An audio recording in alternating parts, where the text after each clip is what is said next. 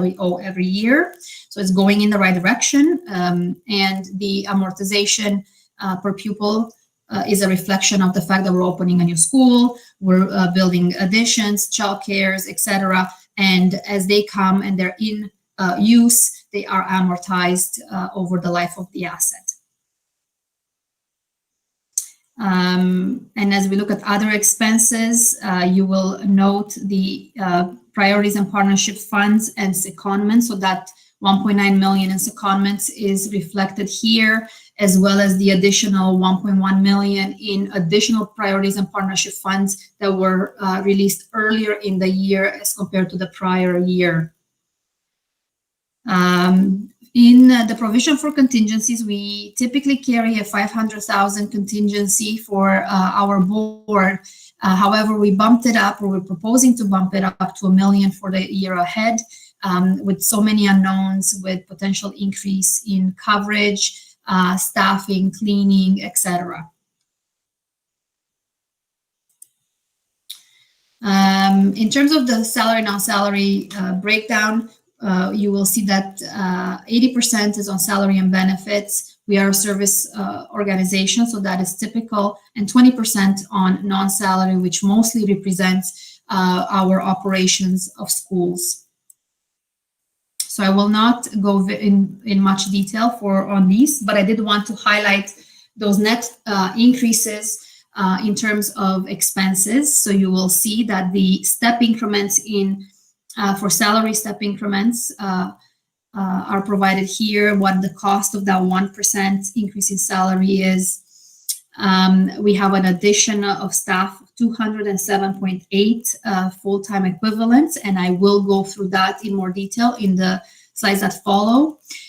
Benefits are increasing, both statutory and insured benefits are increasing accordingly to the increase in salary and the number of staff. We have seen from the actuaries an increase in Workplace Safety and Insurance Board, or WSIB, which is reflected here, an increase in supply cost. And then we offset what we project in terms of teacher retirements and turnovers, which are then more experienced staff that are leaving and are replaced by less experienced staff that are higher on the grid salary point. So that's what that is reflected. So there's 40.4 million in additional salary and benefits expenses reflected in the budget for next year as compared to the budget in the prior year. And then non-salary expenses, we have a number of one-times. Most of it is that COVID contingency. We have a 4 million set aside, plus another $500,000 increase to our normal operating contingency. There's a balance on the implementation of the new student information system, which is mostly happening this year, but it's also going into next year. Period poverty, the dispensers, as well as the one-year supplies budget of 235, mental health strategy, and a mandatory respectful workplace training balance of 45,000. Additional operational increases are that increase in amortization, increase in legal fees. You'll see there the decrease in payroll costs, increase in the operation and maintenance of schools. Most of that is growth, as well as an increase in the snow removal to bring it up to the trends in terms of what we've seen for those expenses. And the other main one is transportation, as I mentioned before.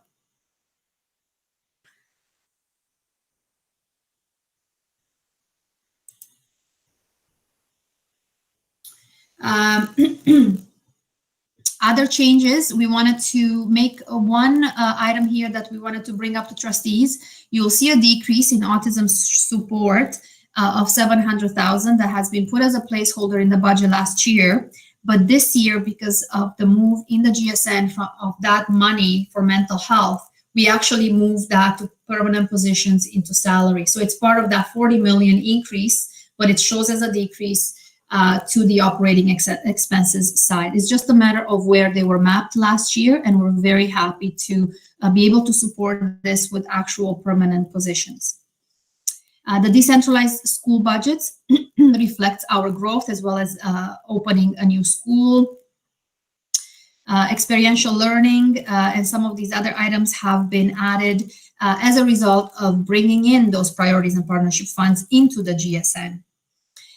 We're also recommending to bring up the innovation and leadership budget back to 50,000, which was the initial budget that had been reduced in the prior budget as part of the many reductions that we had on the list for this 1920 budget. So we're recommending that we go back and restore the balance for these areas. Library resource licenses for 278,000. This is something that the province has been covering for all the school boards in the past. They have stopped going into next year, so we had to bring in those licenses. There's partial offset in revenues. Unfortunately, that calculation in the additional GSN only came to about 32,000, but the expense is much higher than that, but we had to reflect it here. And there's some additional outdoor education, and we'll talk a little bit about in the new initiatives and professional development, research software, and some student success that was reallocated here. So that makes up the changes in expenses. Slide 39 provides you with a net change in staffing. So you will notice there's 207.8 additional staffing. And I do have some other slides coming up that will show them in a little bit different, matching them to the source of revenue as well. So I'll walk you through those slides in a moment. Capital budget, of course, we cannot forget that we are a growth school, a school board, and therefore we have a number of additions and new building new school projects underway, as well as a number of projects that are covered under school renewal and school condition improvement. And our total budget expense is 117 million. Of which you will see how it's funded. It's 74.3 million funded by the various capital priorities, childcare, school renewal, and school condition improvement, which are ministry funding. Education development charges, which cover our site costs for growth areas, is 40.5 million, and proceeds of disposition, which is our own money, is 2.3 million. So budget considerations. This is where I wanted to bring all of that information in terms of changes in revenues and expenses and do a little bit of a risk assessment on the budget and the current situation or the current environment that we have and all the unknowns that are facing us.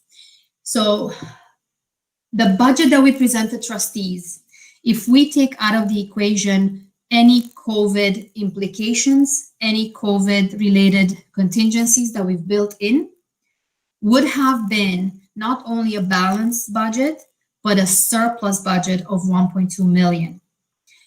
So what does this surplus budget position include? This position actually includes all of the increase of 207.8 additional staffing positions.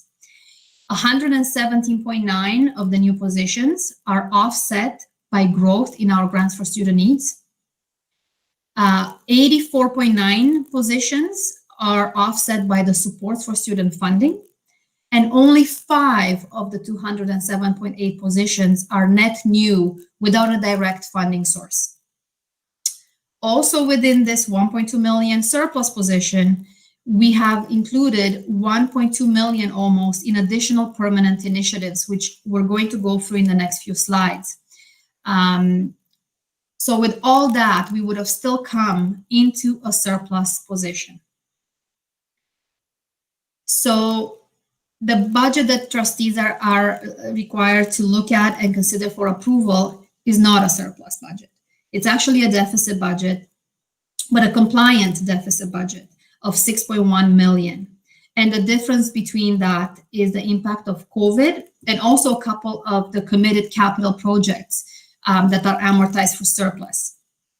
So we're proposing a 6.1 million deficit budget, or 0.85 of the provincial allocation. I also wanted to draw the attention of trustees to the fact that there's many unexpected areas coming up. And there is a real possibility that come revised budget, when we have all that information, we may be in a non-compliant position and have come to a much more bigger deficit that requires ministry approval.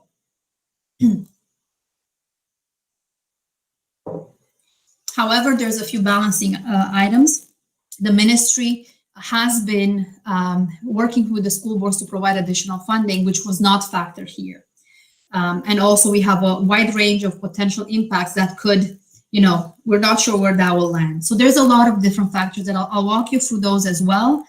But I wanted trustees to be aware of the current position that we're proposing and what could be the worst case scenario of the revised budget once we have all the pieces of information.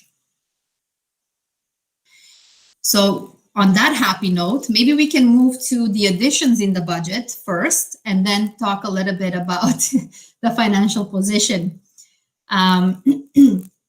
So I've mentioned the 207.8 positions that we've added to the system. We're very happy to be able to incorporate these positions back. We lost 189 positions last year. So just to put it in perspective, we had over 1,000 students last year, growth over the prior year, but lost 190 positions. Now we have over 1,000 more students. We're adding 207 back, but we have over 2,000 students more, when we look at that going back 2 years, and almost the same net staff as 2 years ago.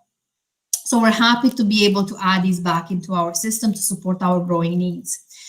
31 elementary teachers have been added, almost 78 secondary teachers, a principal, as we've added, or we're opening Dr. David Williams Public School, and some additional secretarial and managerial support staff that go with the actual net growth.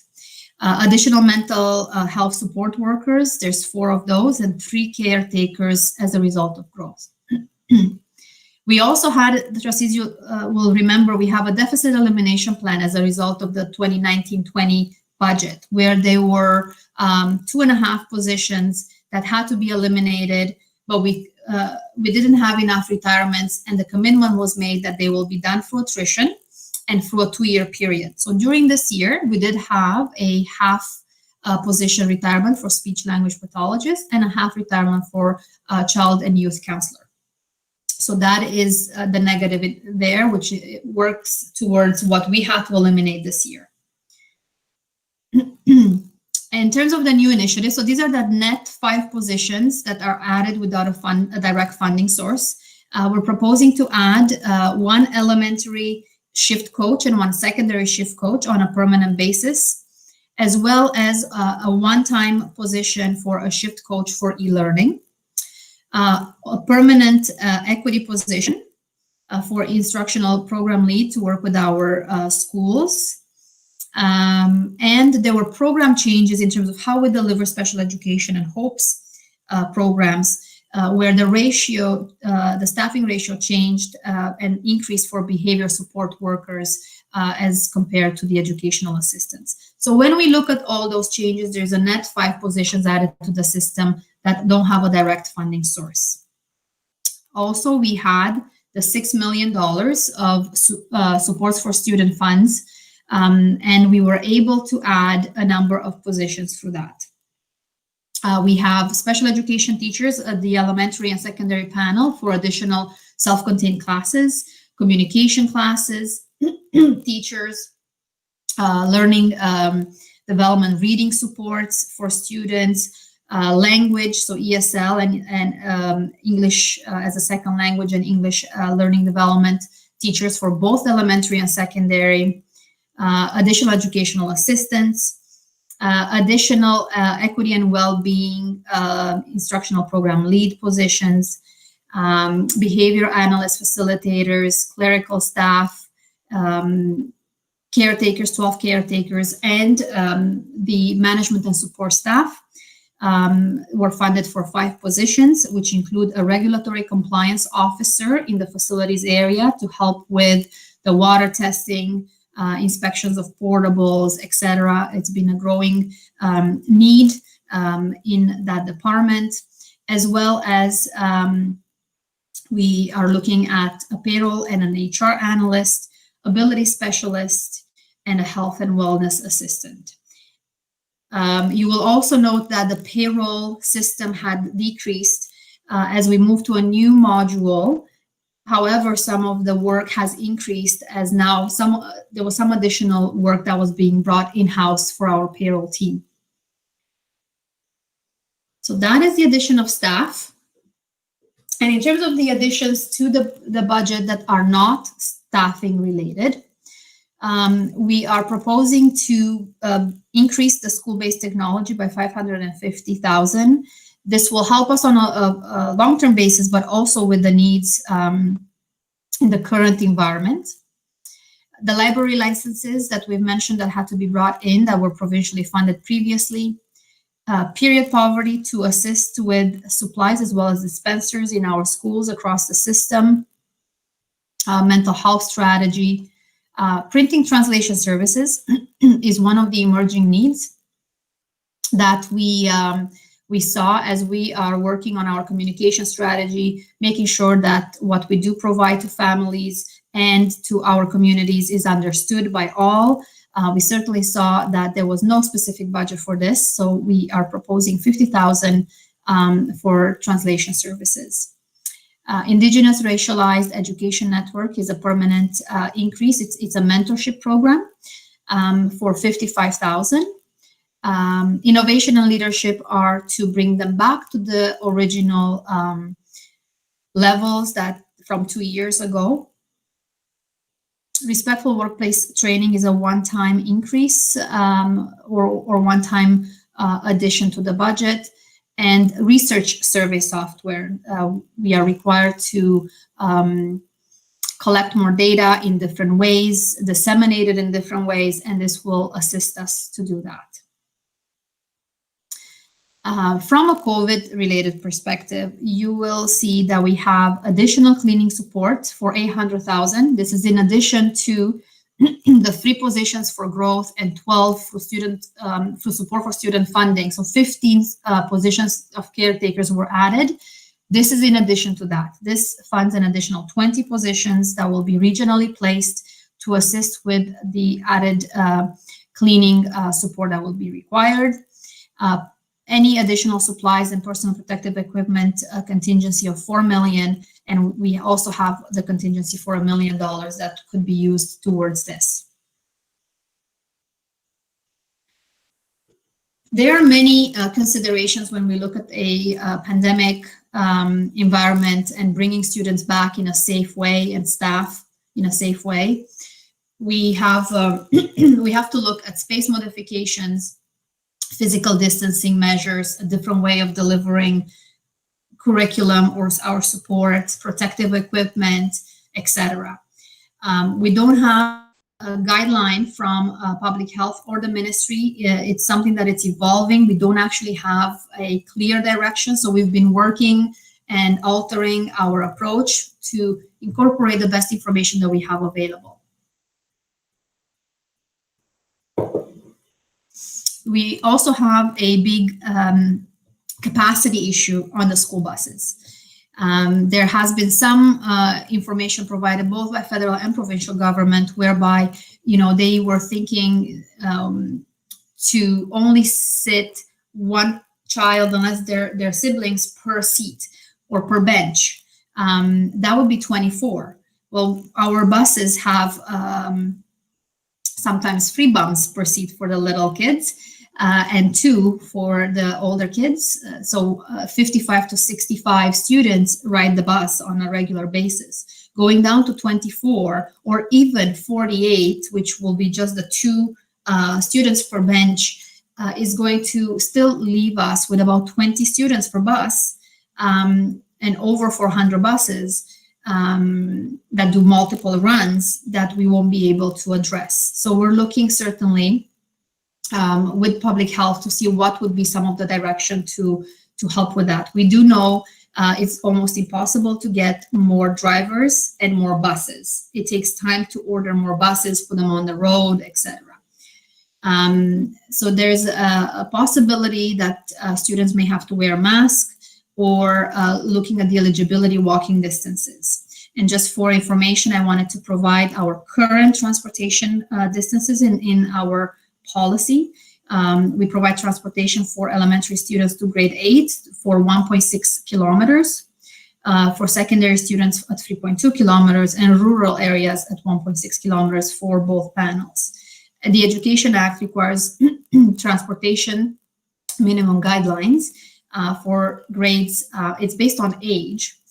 Grades JK to 2 at 1.6, grades 3 to 5 at 3.2, and grades 6 to 12 at 4.8.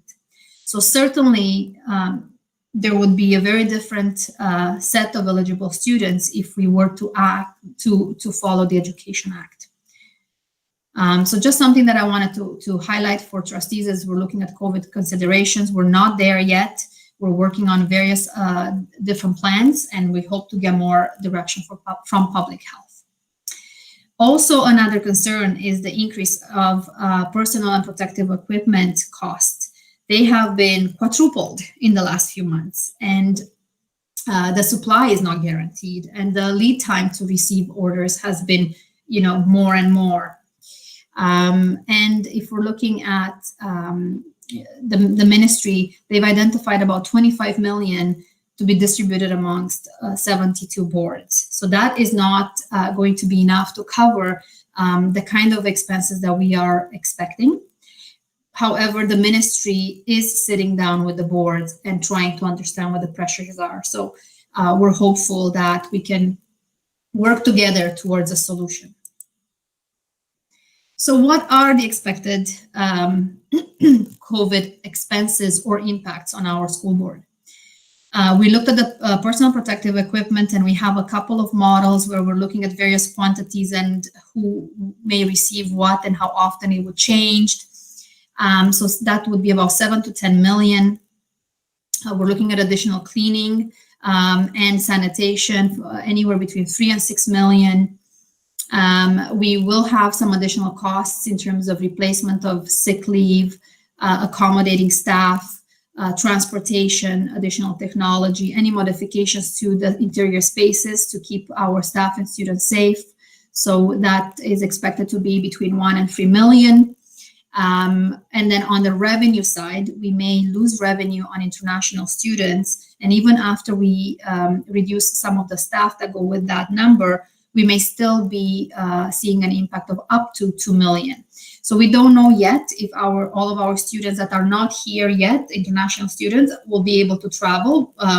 Our hope is that yes, they will be, with the quarantine when they arrive here, and then we are able to receive them in our schools. But it is a possibility that some of them may not be able to come.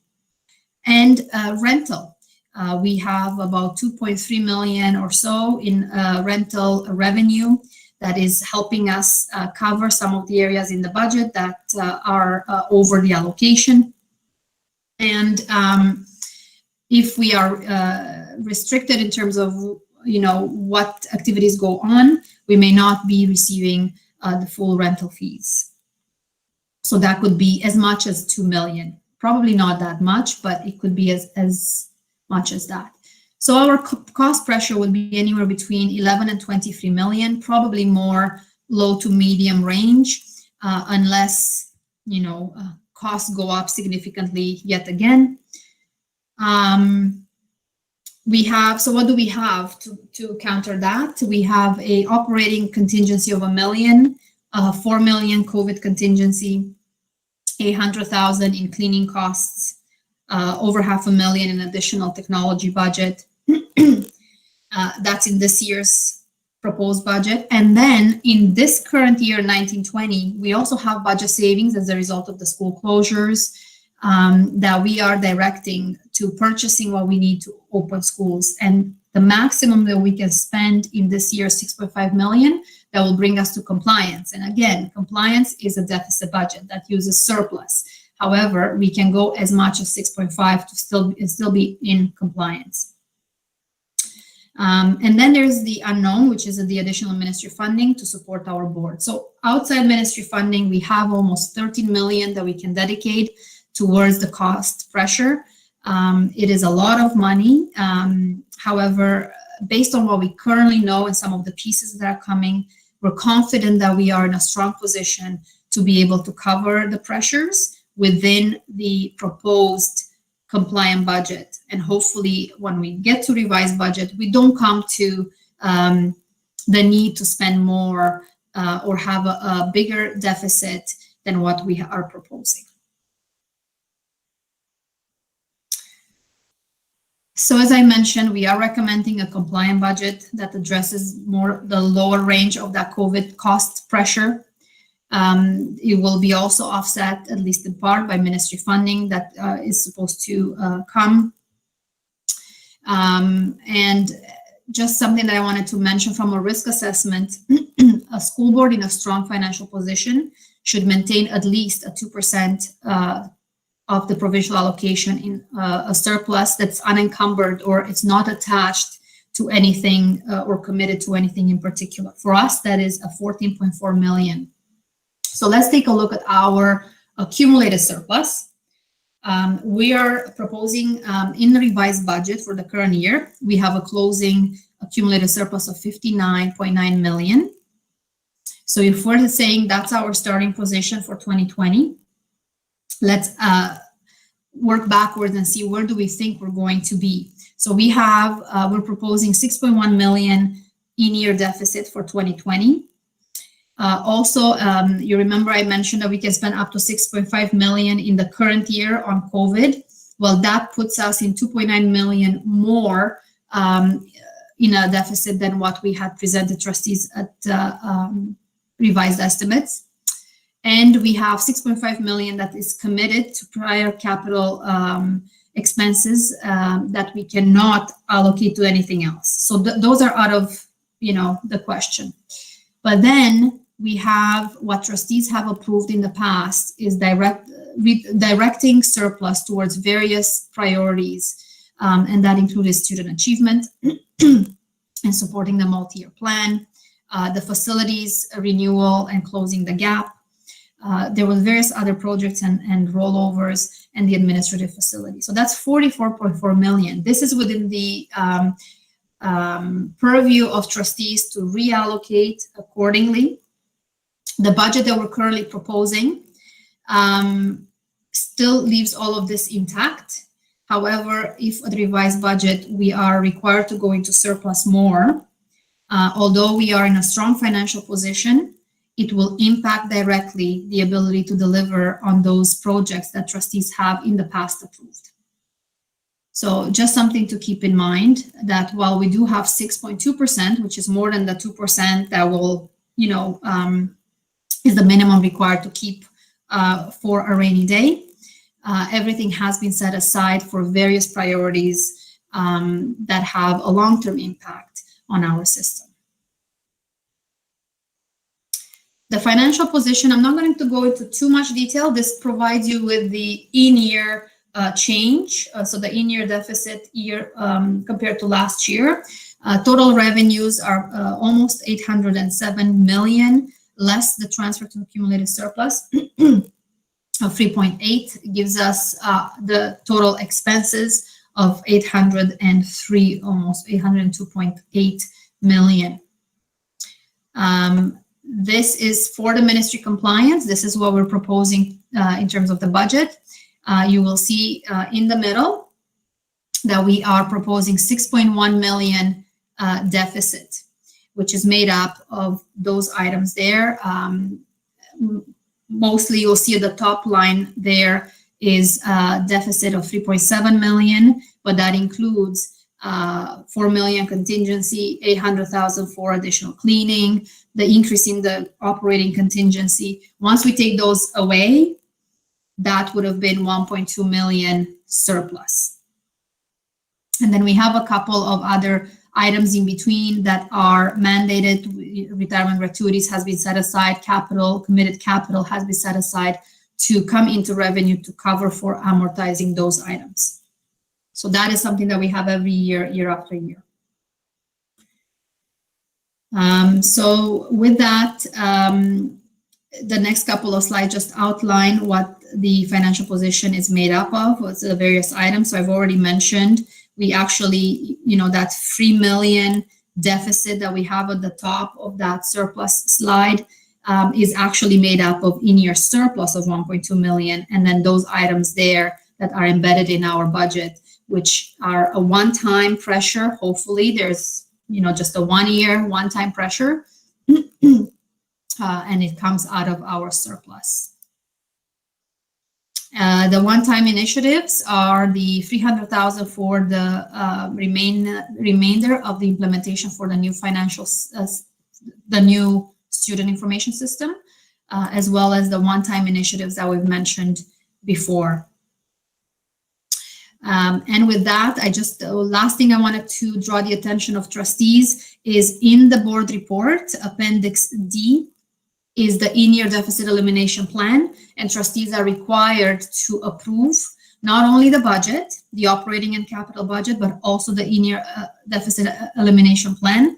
Just to confuse everyone, doesn't make up to 6.1 million because some of the areas are not considered part of this for the ministry, which is those committed capital projects. So those have been pulled out of this. So this gives you a detail of what is included in the deficit elimination plan and when are they proposed to be eliminated by. They have to be eliminated within 2 years, and all of these are proposed to be eliminated within 1 year. And with that, Chair Grabentz, I'll turn it back to you for any questions. Thank you. Thank you very much, Superintendent Ngoe. We're actually going to hold off on questions until the workshop. But I did want to say thank you to you and your staff for doing extraordinary work in these unprecedented times, how late the GSN came in, and trying to make it work with so many unknowns for the next year. It's definitely been a yeoman's work here. And also, I know that the public, this session is recorded, and I just want to let the public know that we, as trustees, have been asking over 40 questions. Actually, we have documented 40 questions over 40 questions that trustees have asked of Superintendent Ngoe, and she has been excellent in answering every single one of them. So we may wrap those questions into the synopsis that we're going to attach. Going to attach to the next meeting. So even though our next meeting may be cut short, I want the public to rest assured that trustees are asking all sorts of questions about the budget and how it's being allocated. But again, thank you so much, Superintendent Ngoe, and we will see you in the next meeting. Chair Grabentz, can I just weigh in there for a second? Yes.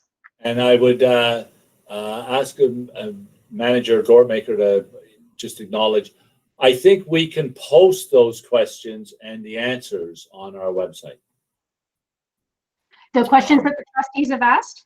Yes. Sometime after this meeting. And so then the public can see the questions that have been asked and the responses. That would be excellent. Manager Gortmaker, that's not an issue, I imagine? I can certainly work with Roxana to make sure that we have all the appropriate answers. Okay. I'm not sure how immediately after the meeting, given that time to consult, but we'll definitely do that. Okay. Okay, excellent. So we are now up to communications to the board, starting with the director's report on the update for reopening schools. Well, I'm actually going to change the order a little bit, Associate Director Grabentz. Well, I would definitely be paid a lot more than I am right now. That was my title. shared events. I want to go through some quick updates before we get to that, because that'll be a more longish one and perhaps more significant. So I have several updates here that should be relatively quick. The first one is I'm going to turn to Superintendent Puccetti to give a very brief update on where we are with the Nelson construction. But I would say this to trustees, that a worker who does not work for the Halton District School Board, but instead works for the contractor on site, has tested positive with COVID. Therefore, there is a public health order on how we have to conduct work on that site.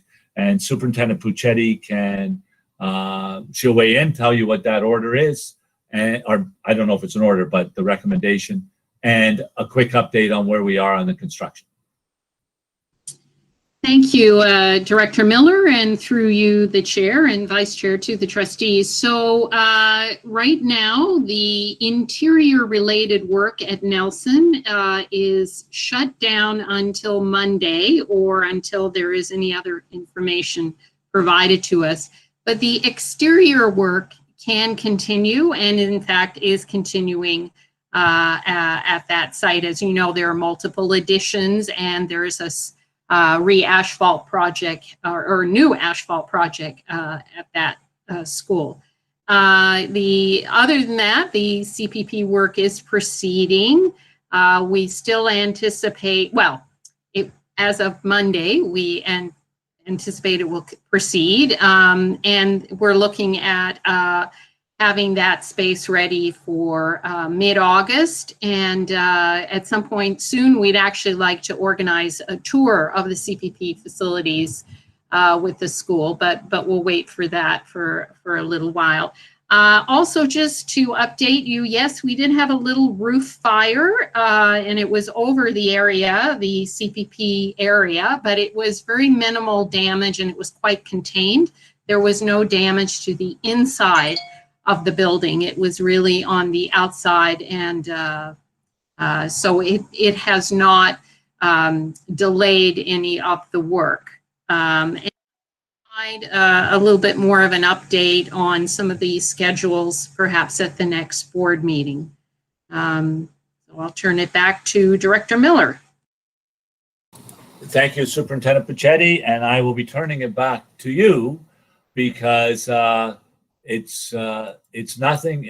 The old expression, when it rains, it pours. We've also had an issue at Aldershot High School with a transformer, which has significant implications for us for the Aldershot School in terms of fixing the transformer or replacing it. But I will pass that back to Superintendent Puccetti to talk about that. Yes, thank you, Director Miller. Yes, it was quite a week last week. So there was a power failure in Burlington that resulted in a spike when the power came back on, and it caused a coil in our transformer to blow.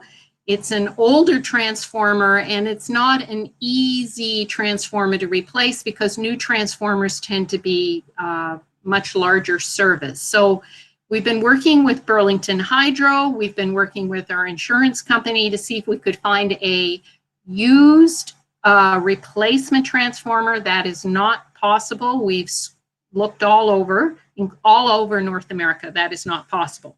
So in the interest of time, we are expediting the order of a new transformer. We're very much hoping that we can get it in place for the start of September, but that is a very tight timeline. Normally it takes 45 days.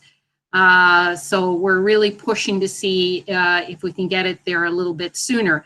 However, in the meantime, we do have a generator providing electricity to the building, because we have renovation work happening for phase 2 of the ice stand. So that is proceeding. And we have also been in communication with the City of Burlington, because they are about to start their pool renovations. So we want to make sure that we can provide a sufficient power for those pool renovations to start. And for us, the most critical thing will be when staff and students return to the building, that we are able to operate the mechanical systems, lights, all the other things that you need when you occupy school. So we're keeping on top of this.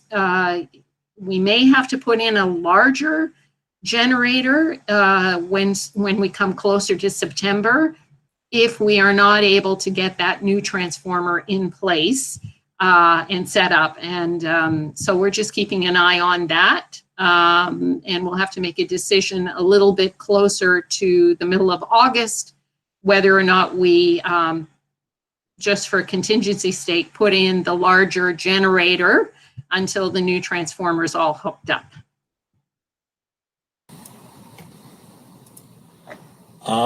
Thank you. And Chair Drabens, I have two small items before we get to the reopening of the schools. The first is we are pleased to announce, as the trustees know, our General Manager of Planning, Don Renzella, retired at the beginning of July. We have hired his replacement, and it's Fred Thibault coming to us from Halton Catholic District School Board. So we'll wait till Fred comes on, and then we'll make more comments about Fred then, but we're fortunate to have him. He's been very successful in the Halton Catholic District School Board. And the second one is also good news. It's not our normal practice, but I'm considering the climate that we're in and the times we're in around anti-Black racism, anti-Indigenous racism, I'm pleased to announce that Dr. Jewel Amoa has signed a permanent contract with our board. We will, of course, continue to take provincial funding for it, but it means we will have Dr. Jewel Amoa in perpetuity. So that's good news. I didn't tell her about the in perpetuity part, but so the next thing I want to talk about the trustees, unless there's Chair Drabens, I wonder if there's any questions about those other items before we go to the reopening of schools. Nobody has jumped onto the speakers yet list. Okay, so we'll start. So thank you, trustees. I'm going to interrupt you. There is a question now from Trustee Shuttleworth. Okay. Sorry, I had put my name on, but hadn't pressed submit, so it's been there for a while. My question is for Superintendent Pichetti regarding the Nelson construction. So the interior construction is put on hold until Monday. So my question is, what is the protocol? Like, I know it's not our people, but when there is a confirmed case of COVID within an institution, how long is the shutdown for? I don't know if you know the answer to that. Trustee Shuttleworth, it's typically the public health will advise, but they wouldn't advise us. They would advise the employer in that case and the various employees. I don't know whether Superintendent Ruddick could add more information to that. I certainly can, through the chair to trustees. It's my understanding that it's the contractor that has decided as a precautionary measure to keep his employees home pending the results of their COVID test, outside of the contact tracing that public health does. It's my understanding that if we were talking about a school, that a school, for example, would not be shut down with one confirmed case of COVID. Public health would conduct its contact tracing, determine who is high risk, assign those folks for self-isolation and testing, but the school would simply be cleaned and reopened the next day as usual. The public health would only close a school if there was an outbreak. However, they are defining what an outbreak is, but it would be more than one case. And if they determine that there was an outbreak in a school, they would order it closed. But otherwise, it's cleaned in the evening and reopened the next day as usual. So then follow up. So with this, with the one confirmed case, all interior construction is shut down for, so a period of how long? Like, so they ended whenever and they come back Monday. So how long of a period is it that they are seen as being a safe shutdown period? And is that going to be typical? Because I do think this is sort of the new norm. If there is one case, how long of a delay are we looking at in construction? So I won't speak to the construction delay, but it's my understanding that this contractor has decided that his employees won't return to work until they have been tested and receive their results. And depending on where they live and what public health unit they're working with, that could take a day to a week. So we don't know that part of the information. Now, if there are additional cases that come out of that testing process, then public health might issue new instructions. Thank you. Okay, next question is from Trustee Amos. Thank you. Just keeping along in the vein of construction, I just wondered if we have heard from the government about any of the new capital projects. I know that we had submitted the North High School as our #1 priority, and that we had also submitted another Oakville Elementary School and a Milton Elementary School as our next priorities. I just wondered if the government has given us any indication about when we might be hearing those announcements, because every day we delay is a day longer it takes to build the school. Through you, Chair Drabens, to Trustee Amos, we have heard from the Minister that we should be hearing this week on capital priorities. Well then, fingers crossed that we do. Thank you. You're welcome. Okay, there are no more speakers currently on the speakers list, so go right ahead. Thank you, Chair Drabens. I appreciate that there'll probably be a number of questions around this. And so I'm going to make some opening remarks, and I'm going to turn it over to the two superintendents that have been leading the group around the reopening of schools. And we are calling it reopening of the schools as opposed to returning to school, reopening of the schools, because that's what it is. Kids never actually left school. I know that there are many that were concerned around distance learning and some of the inconsistencies around the application of distance learning for students. But nevertheless, our teachers were working. Our teachers were providing education for kids. And notwithstanding the inconsistencies, school never ended. It just took another form in the form of distant learning. So that's why we're calling this the reopening of schools and the return of the kids to the actual buildings. So as trustees are aware, at the end of June, the minister announced that they would be telling us how school would go in September and how it would open. We weren't really told how it was going to be open in September, but what we were told is to prepare 3 possible scenarios for the reopening of school. One scenario was to continue on with distant learning. And I know trustees have heard, we as staff have heard, there were certainly challenges with that. And as I've already mentioned, there was some inconsistent application of it. I do applaud and thank all of our teachers for their diligent efforts for doing their best, which is what was asked of them in very short order. I also applaud and thank families who were foisted into quite often being double parents and educators. And we're very appreciative of how that worked. But we do know that there were many problems, and we've surveyed families, and we're still working to improve that. So the distance education really is what we would, basically what we were doing, but better, you know, distance education 2.0.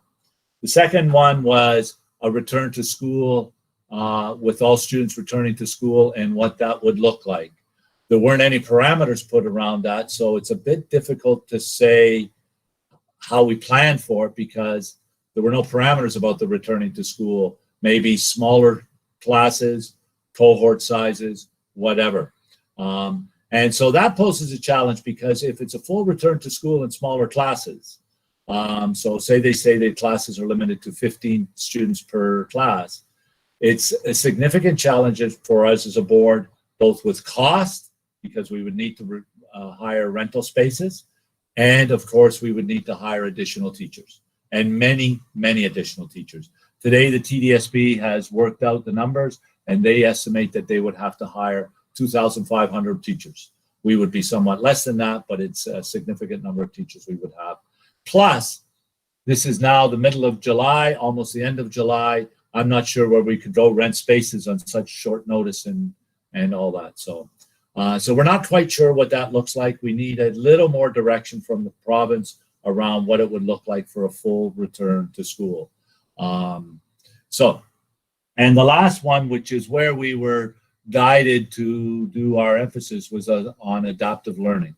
It was called a hybrid model at the time, but the terminology has changed to an adaptive learning, and that's where we'll have our two superintendents. So I want people to be aware. I know trustees are aware, but any public that's listening in, or any public that listens into the recording after, we are in the process of fulfilling our mandate for the province of Ontario. In 2 weeks, myself and the two superintendents, Superintendent Podreberic and Superintendent Blackwell, will, and we're not sure how it looks. We've been told it's kind of like an interview. We will be interviewed, or a presentation to the province, on what our models will look like, with the emphasis, I believe, and I say I believe because I'm not certain, on what our adaptive model would look like. And then the province, I presume, the ministry staff would ask us questions, and then upon asking us questions, they would go away with that information. They're doing that with all 72 boards in Ontario. And then sometime in early August, they will come back to us with either modifications to our proposal, a rejection of our proposal, or an acceptance of our proposal. But we also think they may also come back with a uniform process for the entire province and looking at them all. So we don't know what that looks like. And I know for trustees and for the public, it's very uncertain and ambiguous. And I can't really respond to that because it's uncertain and ambiguous for us as well. And we're just doing our best and working away at the mandate that we've been asked to fulfill. We do know that in all our proposals that the students in CPPs, et cetera, would be back to school full time. Our kids most at risk.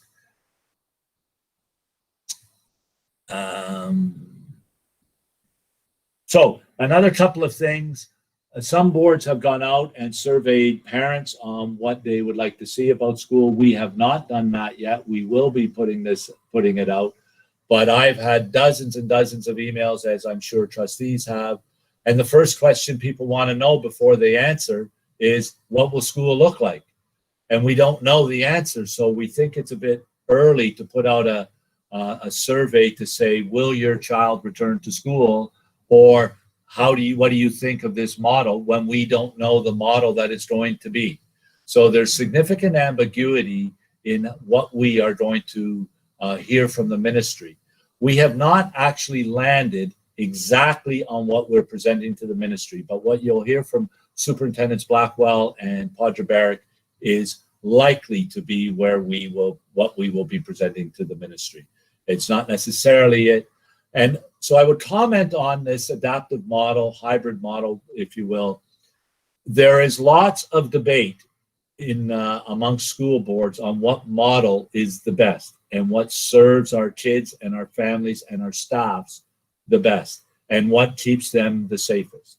And there's all sorts of debates around 3 and 2, 2 and 3, 5 days on, 5 days off, a mixture of distant learning in the afternoon, in class in the morning. And there's models all around the province. I'm in contact with directors, and I would say there are very few boards that are doing exactly the same thing. There's permutations of them all. And we could debate, I think, all day around what hybrid is a better hybrid, what adaptive model is the better model. I think the real debate is, should all the kids be back at school, or should we be using an adaptive model? And that will be for the trustees to determine what they believe. We're not coming to the trustees for approval of one of these, as this is an operational, but we feel that it's important that we provide you with all the information we have, and trustees act accordingly however you decide to do, and you would have the support of myself and our senior team. So, and I think that's the real debate. So anyway, around the survey, we have done a survey around with parents around our distance learning. It's not pretty, but we're going to give you our preliminary results on what parents have said to us and or kids. And we've also done, and I think where we did focus groups on talking to students and parents about what school might look like. And I think we might have some preliminary results on that, but if not, we will definitely have them for next board meeting on July 22nd. We have done a staff survey and asking staff the potential of them returning. We could have upwards. These numbers are not fixed because staff are asking the same questions. Well, it depends on what the model looks like on whether we return. But we've had approximately 20% of our staff that are unsure.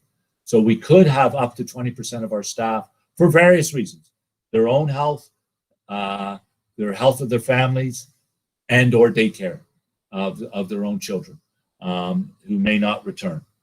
So with that, I think those were my opening remarks, and I'll be ready for questions as well, but I'll turn it over to Superintendent Blackwell and Superintendent Podravaric to put some meat on the bone, so to speak.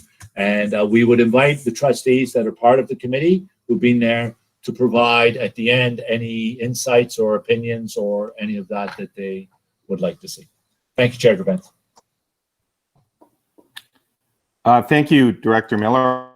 I'll jump in first. I'll talk a little bit about our elementary modeling to date, and we're just our best thinking to date right now. For the adaptive models, that would be the two cohorts in kind of an A-B rotation. We're looking at that 5-day model right now, where the kids would be 5 days in, 5 days off. It's easily transferable to a 3-2 or 2-3 model.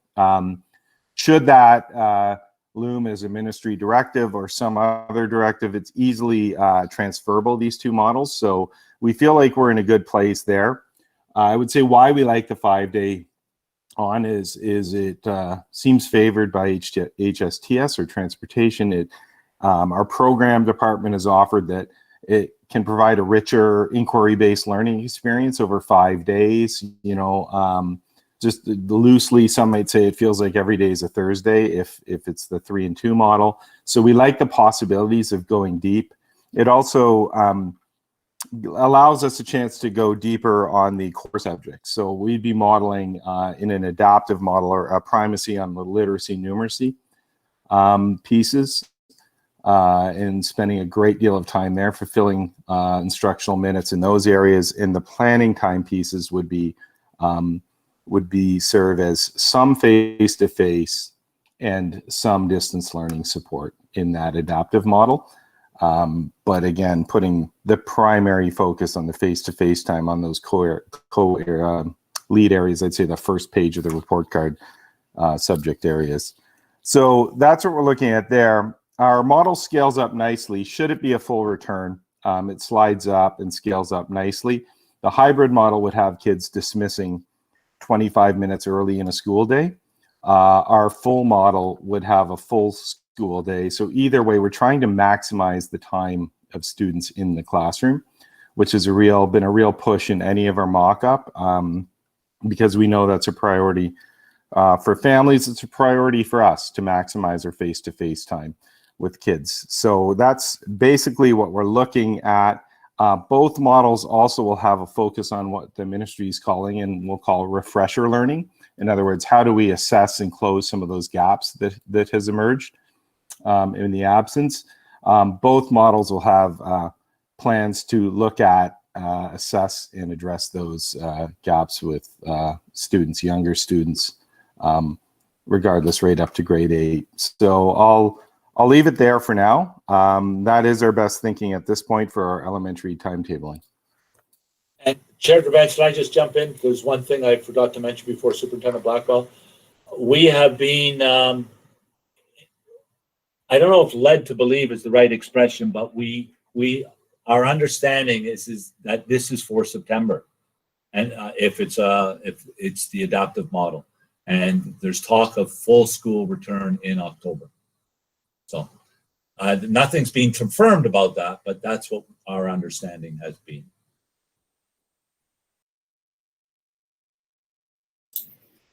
So I'll jump in with the secondary. Again, with the cohorting and the adaptive model, we're really that's the model where you have half the kids in the building at a time, and cohorting has so many references in this document and different meanings for different things. But if you think about having smaller classes of 15 and less, this is the model for secondary. We're looking at actually models that look at one course at a time. So that would be over 5 weeks, whether it's 2 courses at a time over 10 weeks, or 4 courses at a time as a full semester. Now, 4 courses at a time isn't the usual 4 courses at a time. Nothing in any of our models is the usual, go back to the way it was. The 4 courses would be over, longer days, longer periods of time, face-to-face, and then there'd be some remote distance learning for each of those courses. I know that Superintendent Hunt-Gibbons and Superintendent Newton have worked with a team of administrators. They've been timetabling all these scenarios to see what does it really look like when you hit the button and want to actually make this happen. Our preference at this point is a 4-course rotational model and you may have seen it come out with Hamilton Wentworth. It's very similar. Our conversations are really right now about what is the model that's going to be the easiest to go back to a full return. And as I just said, full return isn't, walk in a building, go to 4 different courses and mix everyone up. That's not the intent, but how do we continue with those 4 courses in the same sort of model where there's minimal contacts for students and minimal contacts for teachers. So there's a lot of clarity that we're waiting for the parameters around what a full return is. I think you've seen some of the conversations where, Director Miller just said, if we were to say it's a full return with everyone in the building and then say 15 kids in a class and looking at what that staffing piece would be and even just finding space, that's not our understanding of a full return, but we're waiting for some clarity on that. So the decisions for the final model will be really in response to adhering to those health and safety guidelines, the protocols, and then the interpretation and direction that we're going to get around what that looks like. As Director Miller just said, we might be starting full return, and we might be starting adaptive and then really quickly moving into a full return. We also have to be prepared, and this is the 3-plan piece, where we might be actually at a point where we are going full distance again if there's a second wave. So, picking a model isn't as easy as, oh, that sounds good, let's just pick it. It's which of those models can best suit the students' needs and adhere to the health and safety protocols that allow you to go from one to another to another. So, of course, we'll share with the trustees where we land on this. And when we say we're not there, we haven't really got a model. There's been hours and hours and hours of work on this, and lots of thinking and lots of people volunteering their time as well. Our administrators that are in there seeing how this would actually hit the ground. So lots of work has been done, and we'll be able to move quickly on it. I just wanted to add, Director Miller talked about surveying families, and other boards are surveying families, and what they're finding is people are not able to commit to whether they're going to return to school or access distance learning because they don't have the information that they need. And that's why we haven't surveyed our families, because some of the questions that we get are, well, what will happen if there's a COVID case in the school? What will happen? What are the cleaning protocols? Various questions that will be in the fulsome plan, so that when families are actually making that decision, they'll be able to make a really informed decision. So that intent to return will come out with the plan to families on August 10th, and we're asking that we get that information as soon as possible because it really informs our planning. And I guess the only other thing is I'm wondering if any of the trustees that are on our weekly advisory meeting wanted to add anything to what they're hearing.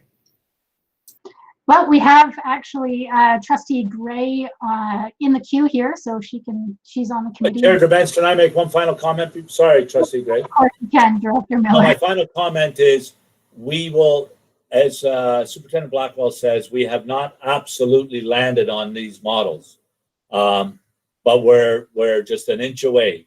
And we will share with the trustees on July 22nd the models that we will be sharing with the ministry the following week.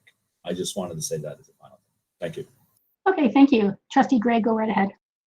Okay, thank you very much. I just wanted to emphasize again what Superintendent Blackwell has said, and that it's a very, very complex set of circumstances to navigate in order to come up with direction going forward. And certainly, I think all of the members of the Return to School Committee have embrace that as we've met weekly and get more into the deep weeds of it all. So thank you very much. However, I did have a question that I wanted to go back to Director Miller with, if I could.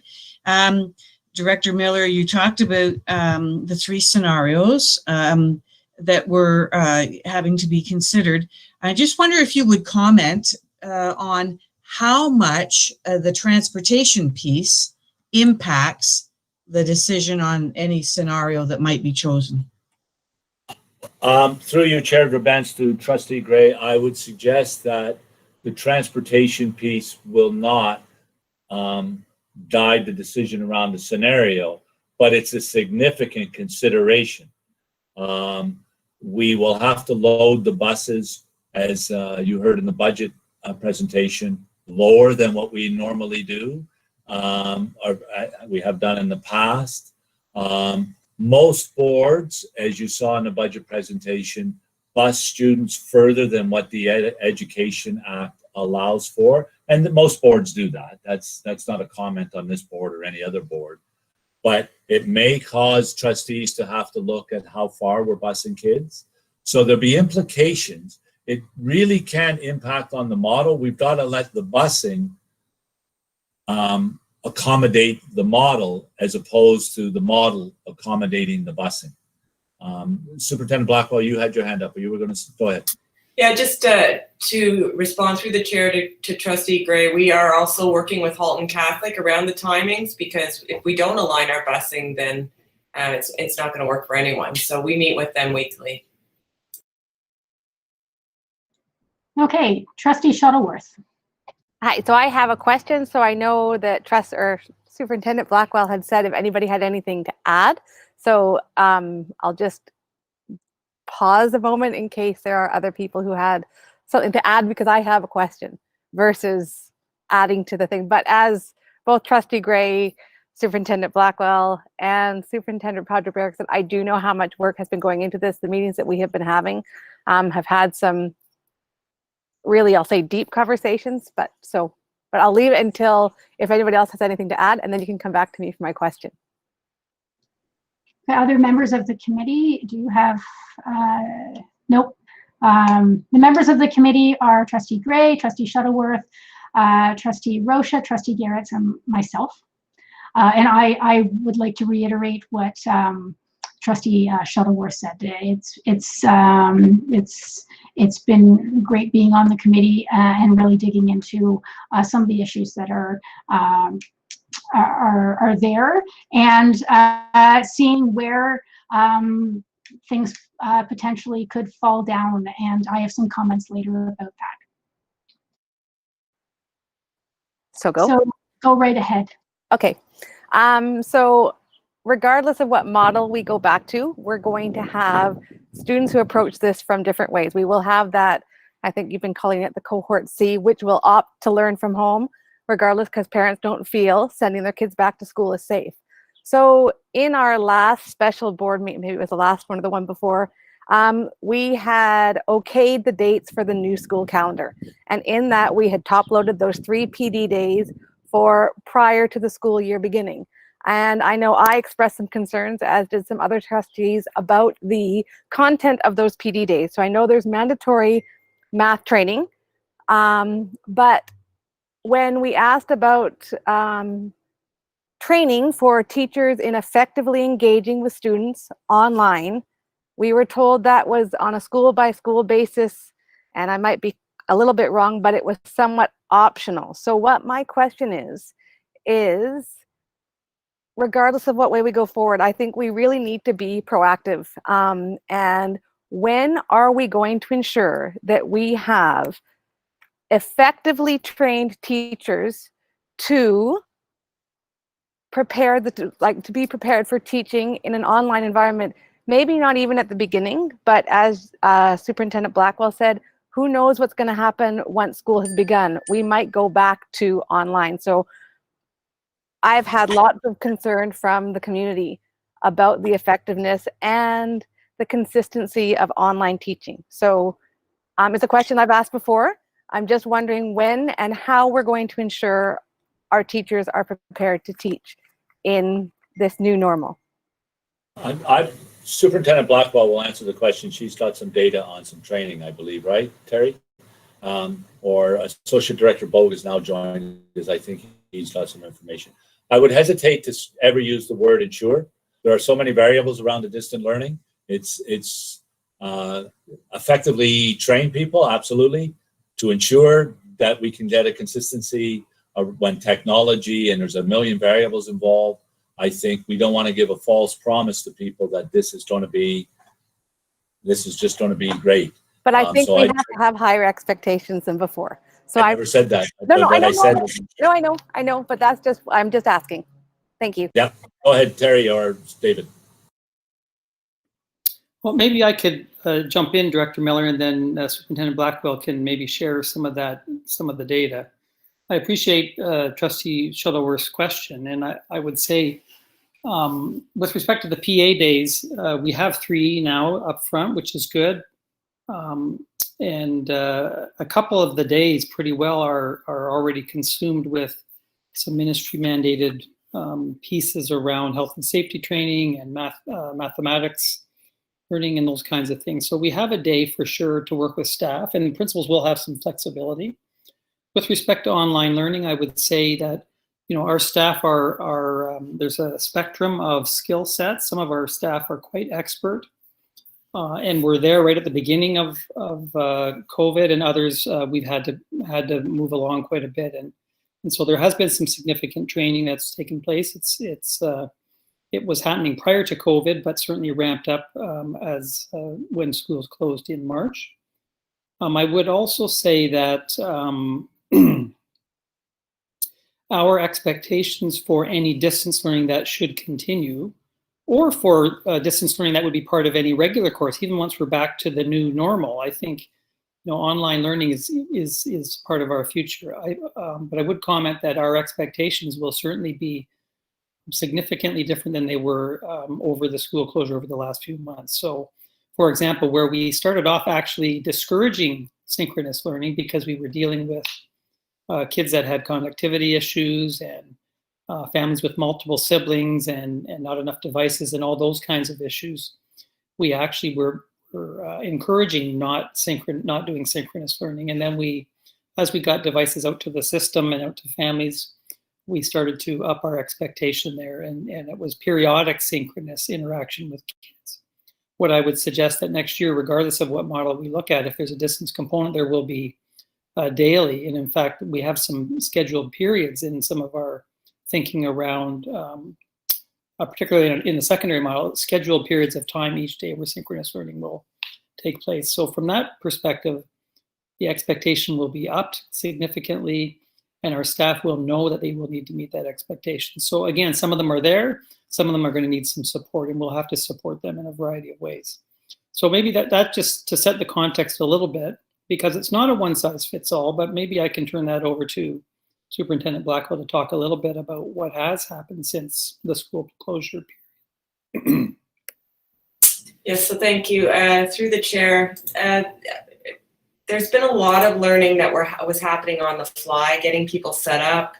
I think the conditions, the expectations, students would receive a certain number of hours a week was very reactionary. And I think, we've got an opportunity to be very proactive. And one of the things we do know, as Associate Director Bogue said, is that we will have students that are learning from distance. And so we're able to build on that right now. And that will be the model that we would use for distance learning should we have a second wave. I know that Superintendent Salmini's department in program, they had Google Sites support, Google Classroom support. A lot of it was on the supports and the technology pieces to start. I know that some of the sessions, and she shared this with me, some of the sessions that they started to hold had 200 participants, for a couple weeks at a time. And these were teachers that were identifying that they wanted to learn these technologies on their own time and then be able to implement them. So they ran over several weeks, Google Meet sessions, getting started with Google Meets. So hundreds and hundreds and hundreds of teachers participating. And basically, and with changing messages, you know, there's an expectation that it's asynchronous, and then there's an expectation it's synchronous. So there's been a lot of learning. You may also recall that I think we've discussed is that there'll be a continuous form for a learning management system for our students. So in elementary, classroom teachers will be expected to have a Google Classroom. We heard, and this is not only from parents, but we heard from kids that it was really hard to navigate, you know, an email here, a posted note here, and you know, a Google Classroom for another subject in different places. So that decision's been made by our program department. So every classroom will be a Google Classroom in elementary, and then I know that Superintendent Hunt Gibbons has shared that they made the decision early or late in the spring to move to Brightspace as a learning management system. So all staff that were teaching or that were at work in the spring participated in 4 lessons, and they were mandatory and delivered by the schools. There was a lot of sharing of information as well to administrators, and lessons with detailed and experiential courses. So I also just noticed that OSSTF, they do a summer learning session, and they run sessions throughout the summer. And one of the webinars, first thing on their webinar is synchronous learning and blended learning. So I think that people are really hungry for the opportunities to really say, okay, we dipped our toe in the water, and now how do we do it and bring it into our craft or continue to support our students with blended learning. But the will is definitely there. Okay, thank you. Next is Trustee Oliver. Thank you. Through you, Chair, to Superintendent Potter-Barrick and Blackwell. So there's a couple of comments and questions. I'm trying to wrap my mind around the proposed models and the logic behind them. Sorry, just a minute, I gotta close the door.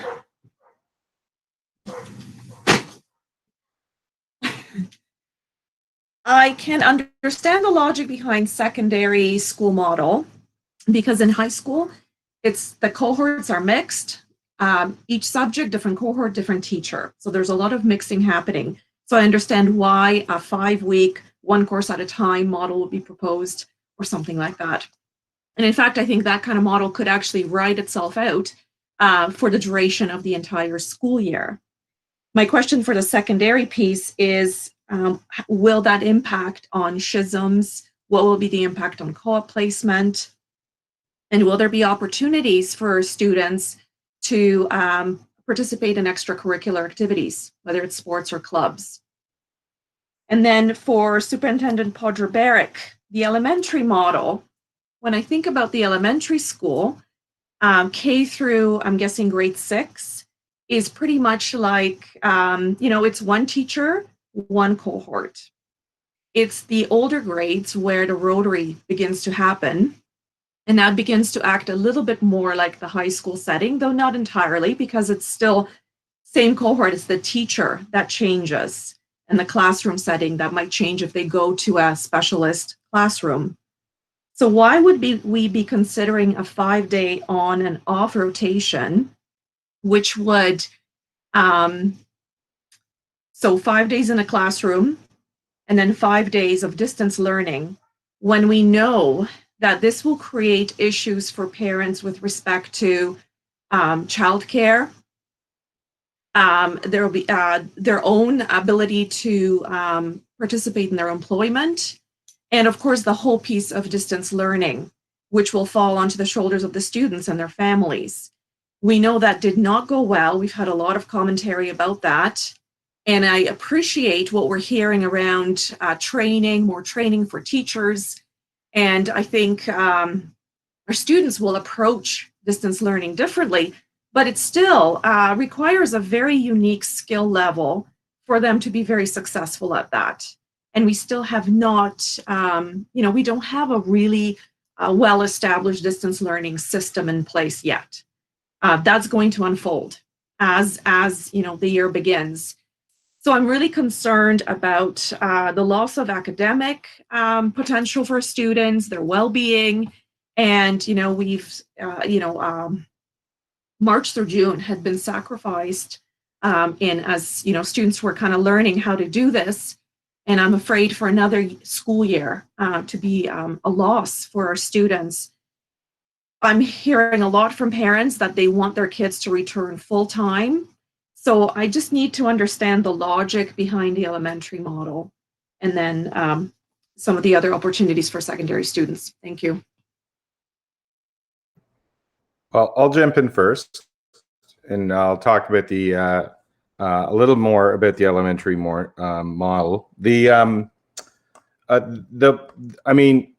we have to acknowledge the shortcomings of it. Any model is, yes, the kids are there half time, right? They're in school five out of 10 days under any split, any 3-2, 2-3, week on, week off.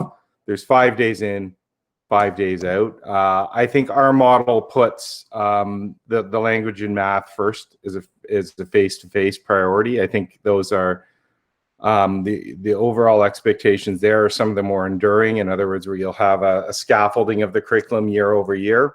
So we hope to address that with some intense instruction over 5 days rather than little bits of instruction. Teachers that can then set the stage on the week off, for example, and post continued activities or things that they'll be able to pick up again the next week. So 1 week feeds the next week, feeds the next week, rotating in and out. Our teacher groups felt that was a strong model. Our program department felt it was a strong model. Like I said, we could flex up to the other one, but we thought the logic in it is it really gives a focus and intensity to the best of our ability to address the elementary learner. We have to be clear in the model. There will be no full rotary.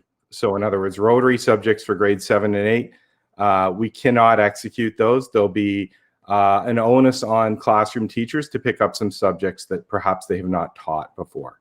That is an acknowledged limit of the model. And really, if you read that ministry document, it almost insists, we are to limit the cohort exposure to a core set of teachers. So yes, there'd be kind of 2 teachers face to face, and that would be that is a limit of that model. We can't have kids going around to 4 or 5 different teachers in different classrooms. It is different, and the homeroom or classroom teacher will have to pick up additional subjects, especially in grade 7 and 8, for those models until such a time as really this will endure until COVID is no longer an issue in our schools. We have to, abide by the cleaning standards, the hygiene measures, and the cohorting, whether it's full half of kids there or full kids there, those are not going to go away. So there are limitations to the models. Can I clarify? Sorry, through you, Chair Drabench, to Trustee Oliver.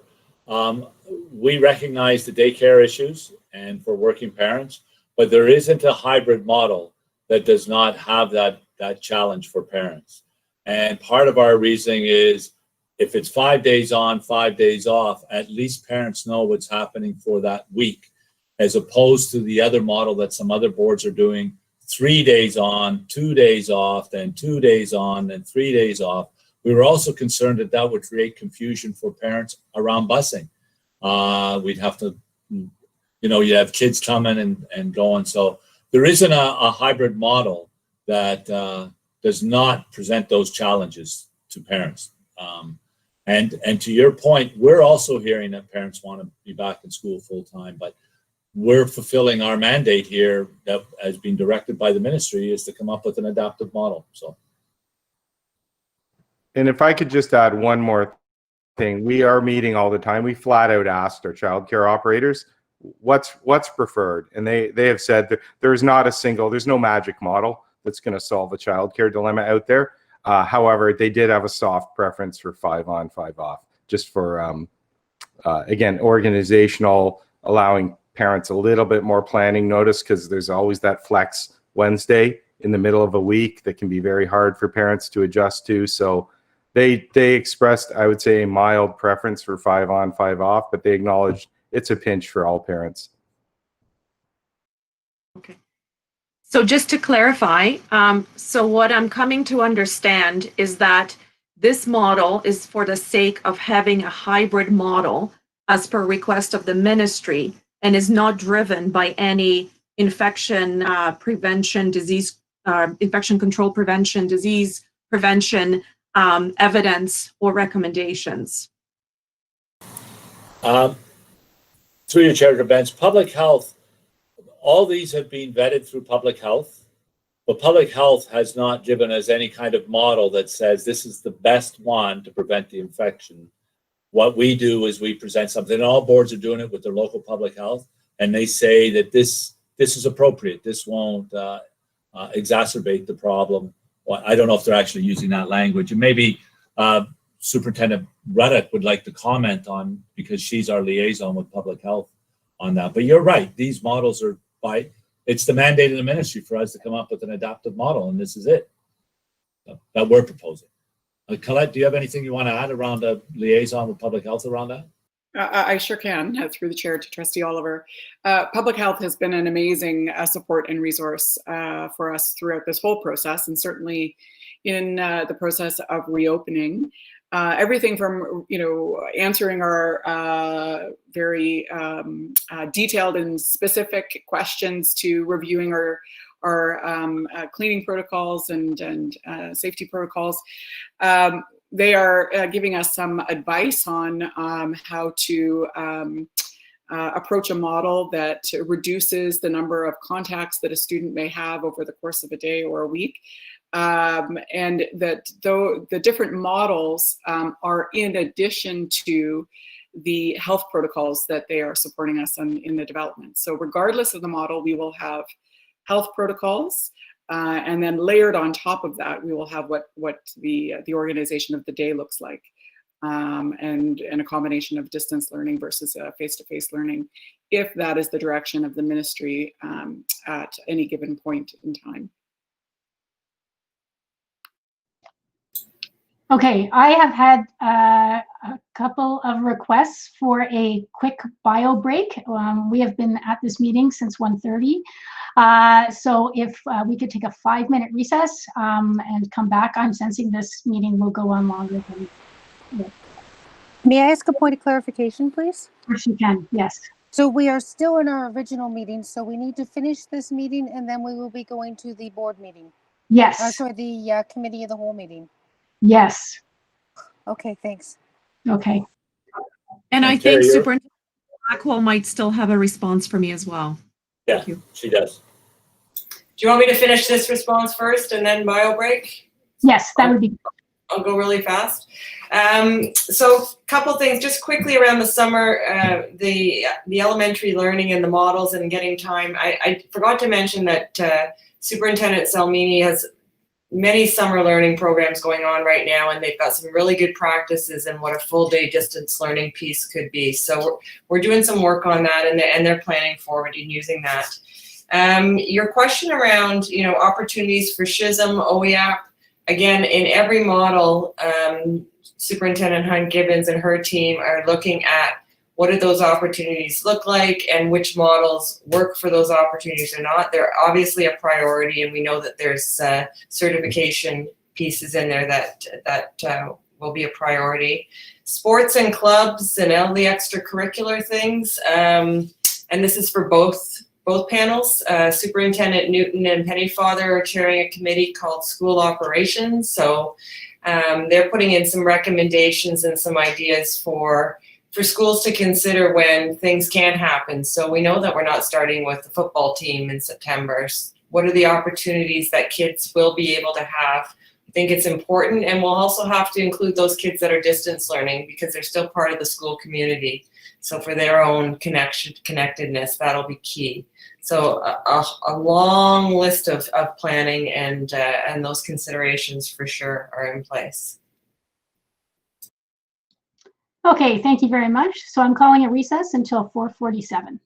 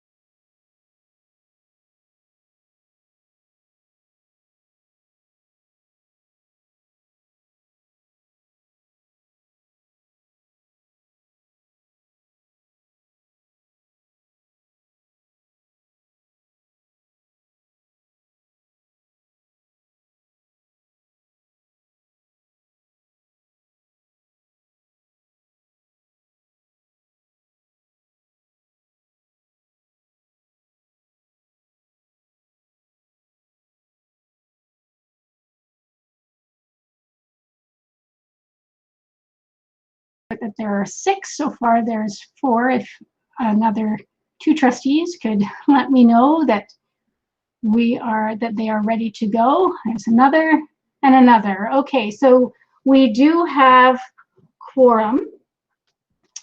So and right now, I'm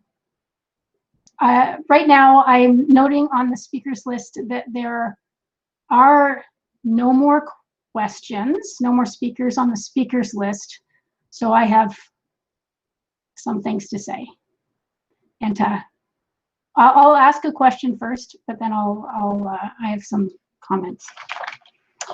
Then the question is, there has been a lot, I watch social media a lot, and there has been a lot of comments that federations, our unions, but not necessarily, like that unions across the province and have not been involved in any of the planning. And I was just wondering how our boards, if how they are interacting with our unions and federations on the work that's happening towards planning.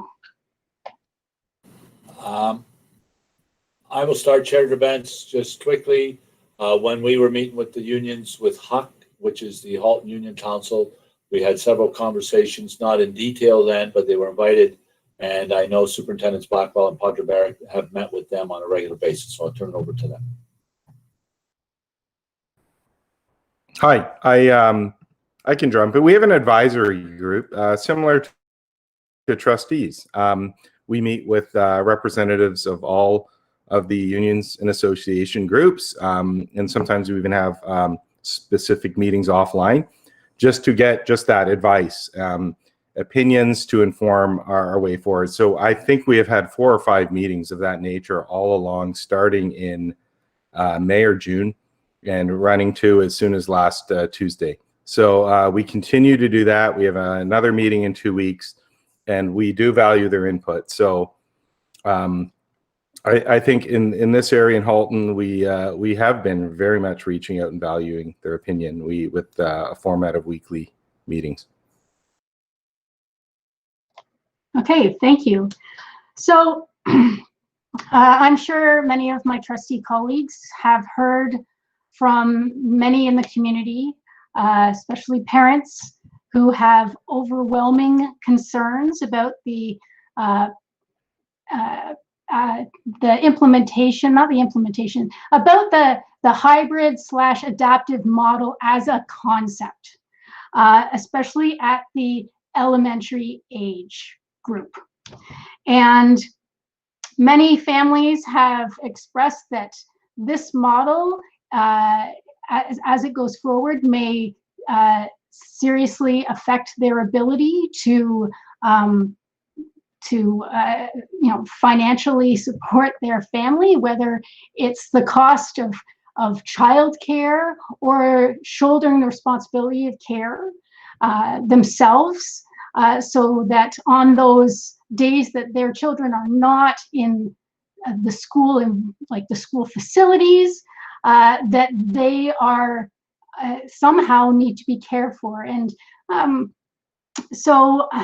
as I dug kind of deeper and logically looked at what the model is proposing, I would say that it not only puts people at financial risk, but it also can put people in risk of spreading the virus, because those bubbles that are so contained and controlled in our schools, on those days that they're not in our facilities, they will not be functioning as the ministry is expecting them to handily sit and work at home. You know, we're talking kindergarten, grade 6. They're not going to be handily sitting, working on assignments at home during the day, having an adult figure allowing them to synchronously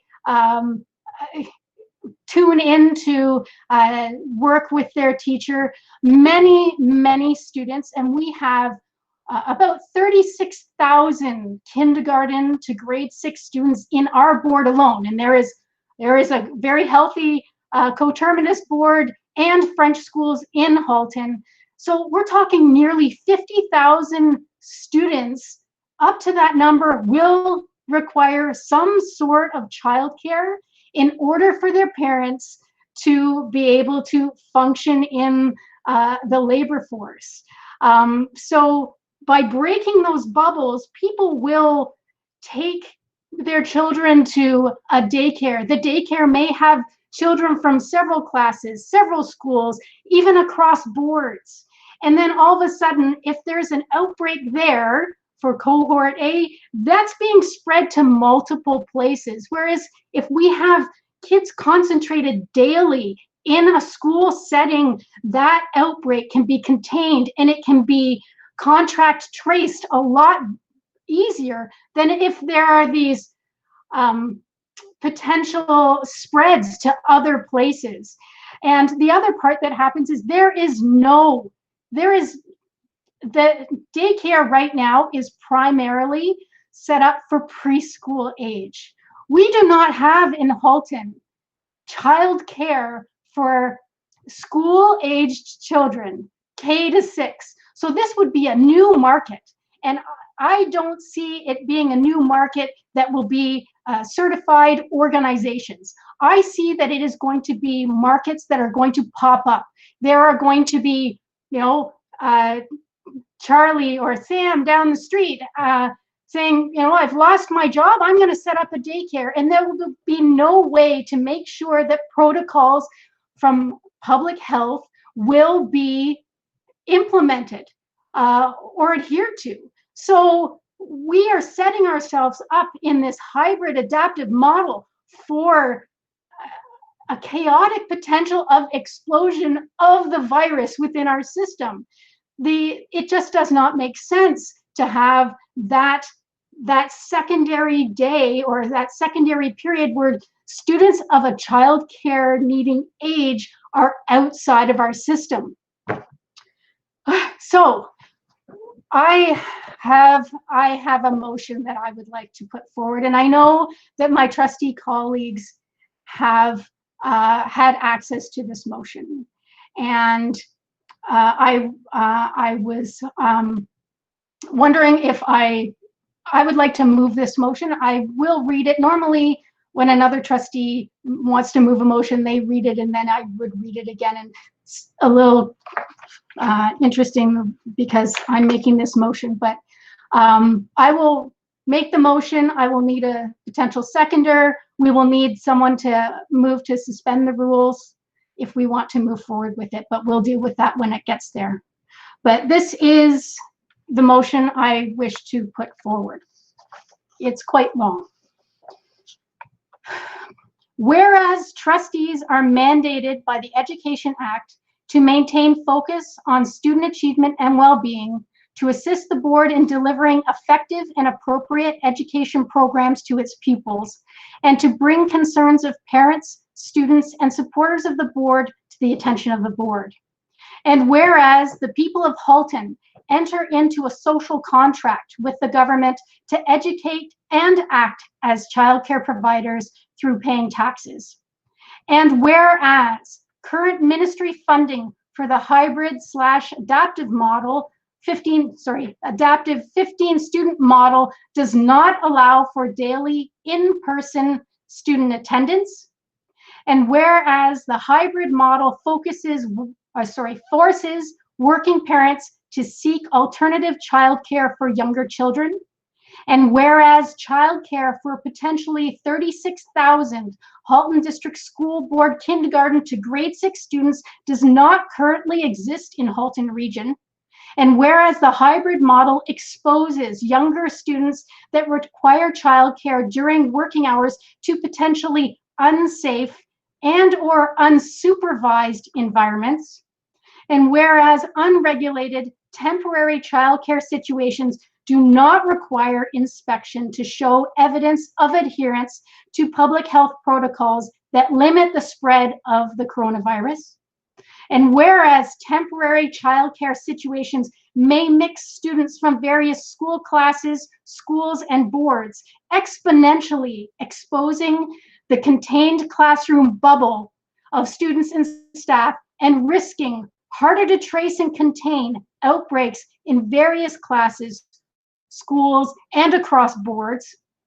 And whereas childcare costs money, potentially placing families into critical financial situations that may affect student achievement and well-being. And whereas the hybrid model increases equity gaps, felt more profoundly by racialized, Indigenous, and socioeconomically disadvantaged families, as well as students with special needs. And whereas the hybrid model may increase mental health issues and system stress by compressing the time to meet curriculum expectations by half. And whereas internationally respected children's hospitals have indicated that full-time attendance is what's best for children. And whereas model constraints and funding does not allow for truly innovative educational solutions to come forward. And whereas recent messaging from the provincial government regarding who will decide which of the 3 models will be implemented in September 2020 has been unclear. Be it resolved that the chair write a letter on behalf of the Board of Trustees indicating their, oops, sorry, I made a slight change. Be it resolved that the chair of the Halton District School Board write a letter on behalf of the Board of Trustees, copying all Ontario boards, OPSPA, and local MPPs, indicating their concerns with the current part-time hybrid/adaptive model as outlined by the Ministry of Education, requesting the hybrid/adaptive model under its current funding level be withdrawn as an option for September 2020 for students in kindergarten to grade 6, requesting appropriate funding for the 15-student model as a daily attendance model or adjusting the model cohort parameters. And be it resolved that the chair ask the Minister of Education for clarification about who the decision maker is for the September school year startup. I was wondering if Vice Chair Al Harrison would second this motion.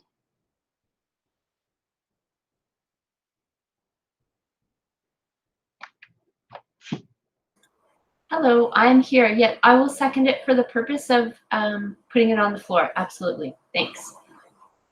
Thank you. And in order to discuss it, would anybody be willing to suspend the rules? Thank you, Trustee Oliver, and seconded by Trustee Rocha. Thank you very much. Is there any discussion on suspending the rules at all at this time?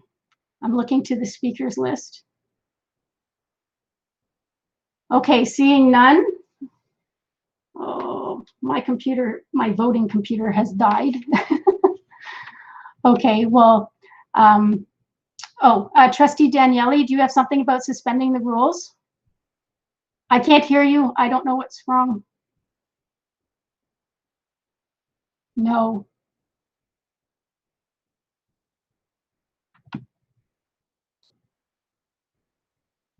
No.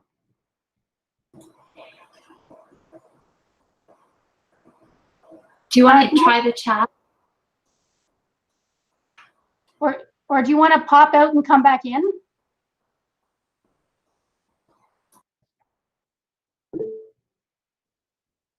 Okay. I will pass the gavel to Vice Chair Al Harrison. Okay, thank you, Madam Chair. So we are looking to, the motion on the floor is to suspend the rules. So I'm going to look at the speakers list and let's see here. Trustee Daniele, that was your comment. And other than that, there are no other speakers on the speakers list at this time. So I would invite people to vote on the motion to suspend the rules.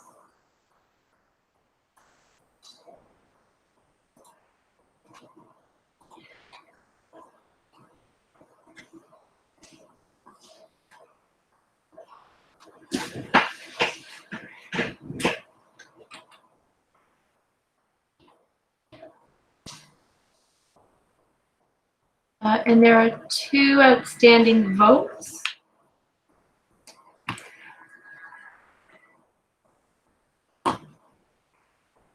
Down to 1.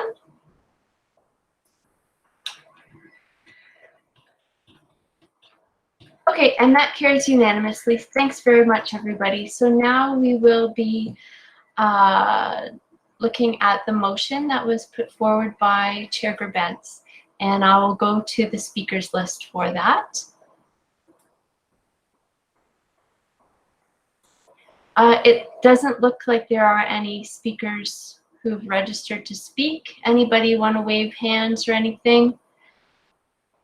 Okay, seeing none, then I will call the vote on that rather long and detailed motion. So go ahead.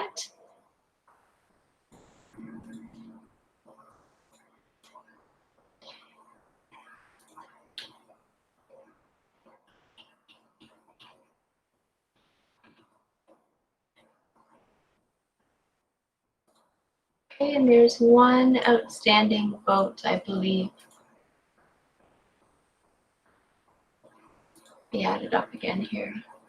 Okay, that's great. And that motion carries unanimously. Thank you very much. I want to thank Chair Gerbentz and to those who contributed to that very detailed motion. I'm not sure if we just made a Guinness record here with whereases and so ons and so forths, but certainly the intent and the idea behind it are supported unanimously, and we'll look forward to pitching in on that letter as well. So I will pass the gavel back to the chair. Thank you. And thanks, Trustee Daniele, for keeping us right on that. Yes, thank you, Trustee Daniele. I get caught up in the moment sometimes. So there are no more speakers on the reopening of schools right now topic. So Director Miller, you can go forward with any other news. Thank you, Chair Gerbentz. We're done.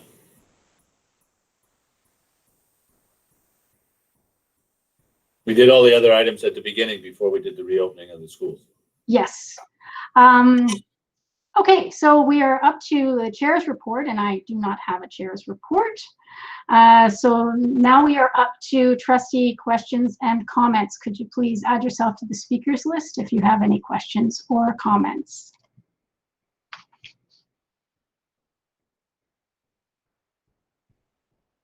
Okay, seeing 1, Vice Chair Harrison. Thanks very much. Through you, Madam Chair. My question is to Director Miller and Superintendent Podreberic, if he's here. Yes. And it goes back to the presentation with respect to the Halton Regional Police. And my question is, who would be the lead in developing some kind of mechanism to connect with those unheard voices in our system? I heard the officers say that they are connecting with different community groups, which is great and a really great step.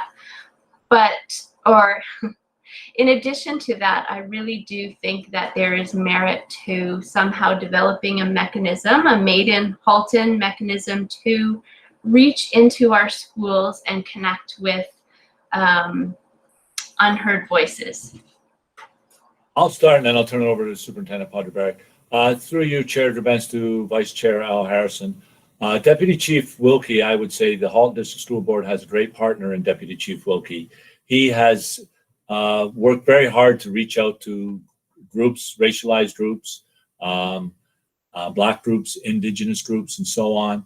It's a bigger challenge to reach out to individuals, but in our meetings with him, he is determined to do so and have his officers do so as well. So I think there's great will on the part of the police services of Halton to reach out to those, to the communities, but also individuals within those communities who are not necessarily connected to the organizations. And I think that's a large number of people. and I think it includes all our shall we say marginalized or disenfranchised communities, but in particular many of our Black students and our Indigenous students. And I don't know about the mechanism, but I'll turn it over to Superintendent Podreberic, because we have a police protocol that's reviewed every year. That's more a formality, but I believe what you're talking about is a process on how the individual officers can connect with individual kids around those. So Superintendent Podreberic, do you have anything to add? Yes, thank you. I would add, I mean, I think who leads it is both organizations jointly. We know Halton Catholic is also a partner in our school police board protocol. I think that's the appropriate way to approach it, is through that route. It is annual. And so it would ensure, you know, an ongoing commitment to updating it. And we could add that lens. It currently hasn't been in there. But I know, even in talking with the deputy chief, that would be a willingness on their part to engage in that. They, like us, have equity departments. I think we could consult with our equity department around the best ways to consult with those kids, and our research department, likewise with the police services as well. So I would certainly favor that, and that's something we've been talking about now for an hour. Our intent is also to get all of our human rights and equity advisors to review the document before we put it out, to make sure it meets the bar of those human right lenses. So it's absolutely a process I think we'd love to engage in. And through your chair of events, Superintendent Etoff has something to add as well. Yeah, just for some of the trustees who may not have had the opportunity to sit on our board's equity steering committee, there are a number of different regional and community representatives that sit on that committee, and the Halton Regional Police do have a representative on that committee. So they are certainly familiar and work with us in terms of helping to inform our practice and us to help inform their practice. So I'd say a most recent example would be the discussions that we had over the course of the year around the implementation of our identity-based data collection process. That's, you know, essentially our student census. I know that you've had a presentation yourselves, and likewise we provided a similar presentation to this equity steering group. So I agree wholeheartedly with Superintendent Podreberic. I think there is a real opportunity to develop and deepen that partnership. I do think that we have access to more of those individual voices than probably the police do, and we're certainly looking at various different avenues of increasing a community voice and engagement through our equity initiatives, specifically through a development of a pretty comprehensive equity action plan. And you know, having those traditionally marginalized voices helping to inform our plans and our processes is absolutely critical to the work. And we'd certainly welcome the opportunity to help our local representatives through the police departments better connect and ensure that their plans likewise are being appropriately informed.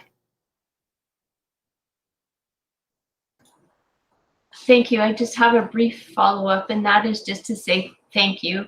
And I'm aware of the operational versus policy distinction, and I would be eternally grateful for, you know, continuous improvement and evolution on this particular point. And as a trustee, I look to my colleagues at some point to see whether there is an appetite just for an update so we can kind of track what and how this is all going, because now's the time. It's always been the time, but we only have now and the future.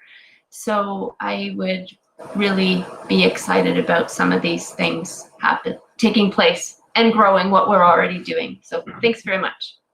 Vice Chair Al Harrison, we'd be happy to bring back an update.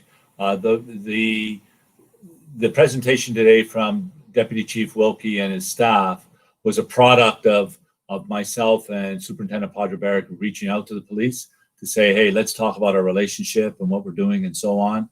Extremely open to it, and receptive to what we had to say that day, and completely understanding of the current climate that we are all in and the pressures that trustees are under as well around that. So absolutely, we can bring that back. And as I said right at the beginning, we have a good partner with Deputy Chief Wilkie. He's totally receptive and open to improving this, constant improvement. And in fact, he made it, I can't remember what it was, but he made a very, I think, an excellent quote in his thing about relationships constantly evolving, something like that. I'm paraphrasing, but probably not very well either, but anyway. Okay, Trustee Reynolds. Hello, everyone. So I have two questions. They may, I should have maybe brought them forward with the return to school, but they're sort of process related. So I thought I'd wait now to ask them. The first question I have is regarding how have we consulted other stakeholders and vendors in our sort of return to school plans? And I'm talking about, like, I think parents would want to know, about food services, food nutrition programs. I think that people kind of would love to know whether those back to school plans will incorporate best practices to them and what they could expect. So I'll start with that question because there might be other people on the list, but that would be my first question. Thank you. Through you, Chair DeBench, to Trustee Reynolds, I'll pass it on to Superintendents Podgorek and Blackwell, and they may pass it on to someone else, but I know we've done some of those things. Hi, I can jump in first. The answer to that is yes, we have, and it's largely through our action teams. We have 5 action teams looking at all facets of reopening schools. And for example, our school operations team, led through Superintendents Newton and Pennyfather, have linked up with photo companies for school photos. We've reached out to our cafeteria providers. Any of those are nutrition for learning people to get links around there, and what are the parameters? How can we sustain or keep programs in the best possible, safest way that is going to comply with cohorting, visitor policies, and all of those things. We do also connect, of course, with our childcare operators, and I'm sure there's many more I'm not thinking, but it was really part of each action team, and they would reach out to community partners and those that we deal with contractually on an issue basis. Superintendent Blackwell may have more to add there. I'm not sure. No, I guess, well, I say no, and then I do add something. When we talk about community use of schools, so we know that we have shared spaces, right? We might have a shared space at Kilbride Library, Dr. Frank J. Hayden. So Superintendent Puccetti is working with her team on that. Okay, thank you. May I continue with my second question? Okay, so my second question is regarding the ministry directive that I believe it is September 2020, the implementation of mandatory 2 online learning classes for secondary students. And I'm just wondering if there was any perhaps thinking around or creative thinking around if we are doing a partial delivery of online learning, whether that would meet criteria for our students to achieve that requirement. Because I've heard a lot of friends about parents and online learning and their worry. However, we're thrust into a scenario that there's been a lot of digital learning, and potentially there could be a lot more with how this continues. So I'm just wondering if there was any kind of opportunity for our students coming in, whether we could meet criteria with partial learning. Through your chair of events to Trustee Reynolds, you know, that's an excellent question. And I'm just hoping that we get more new initiatives starting in September, because we don't right now have enough to contend with. So we probably need many more. Maybe we all wear yellow hats or something. I don't know. But I would that's an excellent question. I can tell you at the director level, we haven't even had that conversation. But I will pass that on to Superintendent Hunt Divins, because maybe they have had it with her colleagues in the program area. Good question, though. Hello, everyone. Thank you through the chair to all of our trustees. Other than the announcement that the incoming grade 9s have that as a requirement of graduation prior to the end of their grade 12 year, little has been said. I think priorities are elsewhere. You make a wonderful point, Trustee Reynolds. I would assume we may hear more of that as more and more parents start to realize that indeed students may be fulfilling part of that requirement for graduation. And certainly if I do hear anything official coming out of the office, I will be sure to share it with everyone as soon as I receive it. Thank you. Okay, well, there are no more speakers on the speakers list. And so just a reminder that we still have a budget workshop to do. And I believe we need at least a 10-minute recess. I think we have to change the Google Meet link for trustees in that yellow form, in the yellow page that I sent you. There is a second link. It is a link to the next the Committee of the Whole budget workshop Google Meet link. I can't even talk anymore. So before I declare the meeting adjourned, Vice Chair Harrison, did you have anything you want to say, as you are the chair of the next meeting? Well, I'm a bit, no, not specifically. We will go about it and see how we can undertake this rather large responsibility in balance of the time that we have. We're way over, and others may have other commitments. I don't know. We'll have to check on that as we start and make a plan at that meeting. Okay, so we should start then at 5:30. Is that okay, Vice Chair Harrison? It's fine with me. Yeah. And is that okay? And Superintendent Ngoy, I'm assuming will be available at that time as well. Yes. Excellent.